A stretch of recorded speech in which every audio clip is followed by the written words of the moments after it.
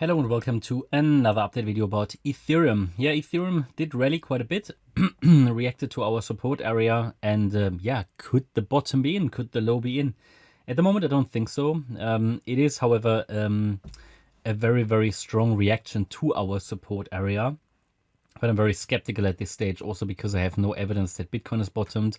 It hasn't even made a new high, Ethereum, and also it was pretty much on its own doing that drop overnight.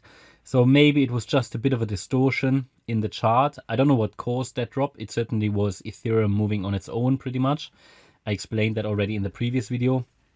So at the moment, as far as I'm concerned, nothing has changed. We are still in the range. We are still below the descending trend line here. I mean, I only put that on here as sort of something to watch. Not that I necessarily tell you there will be some kind of a reaction. Also, it's not very well defined. But I just thought, look, this is sort of something, because we had a few reactions, one fake out, maybe here another reaction. We'll see. Either way, I still expect price eventually to go lower. It doesn't need it anymore now that we've had a nice reaction to the support area. But certainly it's not following, well, it's following the revised micro count at the moment. But let's talk about that in a minute. Either way, we had our wave 1 to the upside, which topped on the 14th of July. I'm not going to talk about the detail here. I think everybody's interested in the current price action. And the wave 2 to the downside is ideally an ABC structure. That move today messes it up a little bit, but it doesn't invalidate anything. So the idea is still that an A wave found or formed a low here on the 17th of July. With a B wave to the upside, which would be quite weak, and we are exploring and did explore the idea that we could already be coming down in the C wave. That's still what I go with now, because the resistance wasn't even broken. Resistance is here, or was here 1918. Obviously, okay, that was for this move here, if we talk about the micro level. But I mean, the main question that arises here is this already the C wave down, or are we still in a B wave? Okay, for Bitcoin, the situation is fairly clear. Bitcoin, I assume we are in the C wave as long as we are below 30,240. And above that level, we have well, it is very likely that Bitcoin is doing a high B wave. So I explained that in the Bitcoin video. Note that I'm not predicting here anything within this correction. I'm just purely calling out the relevant pivot points, because there's no point making a call within a correction. I'm leaning towards we are already in the C wave, but obviously today's move makes it a little bit less likely. But we haven't even sustained above 30,240. You know how quickly things can change in crypto. So Bitcoin, the pivot point is fairly clear. Okay, 30,240. Below that level, C wave. Above that level, we are still in a larger B wave. You just have to love those B waves, right? They are, I mean, I spent a few days last week, well, this week, warning about those B waves, that they can be very choppy. You have to expect up and down movements. They can be very long. They can be very short. They're very hard to forecast. So yeah, be ready for that, for more price action, confusing price action. But the idea is here on the Ethereum chart, unfortunately, it made that new low. That makes it a bit difficult. The problem is this leaves a lot of room for interpretation, okay? I can show you a count which is very complex. The thing is, I don't know how to best explain that. The thing is, it is still possible that this here is already the C wave of the wave 2, and that we completed an A wave. We completed the B wave on Thursday, and we're already coming down in a C wave.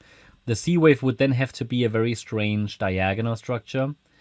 Wave 1 done, wave 2 done, wave 3 in the making, with an A, B, C structure, because it's a diagonal. The B wave came very high, but if it goes any higher than the intraday high, it would invalidate that idea, and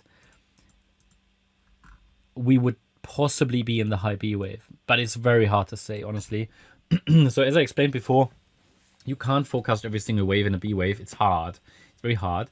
So what do? I'm just scaling in when we drop and scaling out when we rally at the moment, doing a bit of gridding in this range.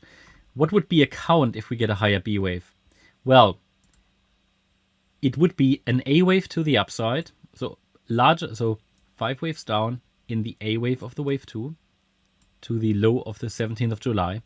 Then an ABC structure in a larger A wave. Then, oh dear, A, B. Yeah, this would be a B wave. And we would now rally in a C wave. ABC flat structure for a larger B. That I know that can be confusing. I just know, and I know in the membership there are a lot of people who like to know exactly what wave we are in, which is impossible to say in a correction because things change quickly. But I think if it goes much higher and if it breaks above that trend line here, and if we have a higher B wave, then it's forming a very complex flat structure where we had an overshooting B wave to the downside. At the moment, I just leave it on the chart like it is, but just be aware that it, of course, is possible at this stage that we do a higher B wave still. Unfortunately, that's always possible, just because the B wave where I had it was so shallow. Either way, I still expect lower prices, especially also because this move up is so far only a 3-wave move. It doesn't look impulsive. Actually, it looks like a 3-wave move. And what I need to say that we have a substantial low in place. That's always the case. What do I need to see that I can say that we have a substantial low in place? So I need to see 5 waves. I would need to see a wave 1. I need to see a wave 2. I need to see a wave 3. I need to see a wave 4 and a 5, followed by a 3-wave pullback. That would be the next long trade setup. Only then I could say that we have really formed a lasting low, and that is a next breakout setup on the micro level. At the moment, we only have 3. Now, for the 3rd wave to play, however, to be reliable, I need the 1.618 extension. And that would be 1911. Yeah, and the way it's correcting now already looks a bit messy. But I need it to reach 1911, then a 4th wave pullback, and a 5th wave up. So yeah, I mean, I know this was a bit of an academic one, a lot of micro counting here and a few ideas, but the things are still very much in the making. As far as I'm concerned, not much changed, because we still have the situation that we could be in the higher B wave. Did it actually break above the wave 2 high? No. So everything is still, yeah. I mean, don't vibrate out of your seats just because we had a bit of a small rally, a 3-wave rally especially. We know that it's choppy, okay? We know that it's choppy, and we know that we've had that stuff all the time in this current range. But overall, if you zoom out a little bit, you see that we tend to go down at the moment. So yeah, what can I say? I mean, you can't predict every single wave in a correction. Yeah, every single subwave. So as I said, where it gets a bit messy, zoom out. It's still a very clear chart overall, because we have a very nice 1-2 setup, and I think gridding is a really good strategy for the current situation here. Just doing a bit of scaling in, scaling out, and obviously I will add positions in this yellow box. Okay. That's that there is good clarity on this chart.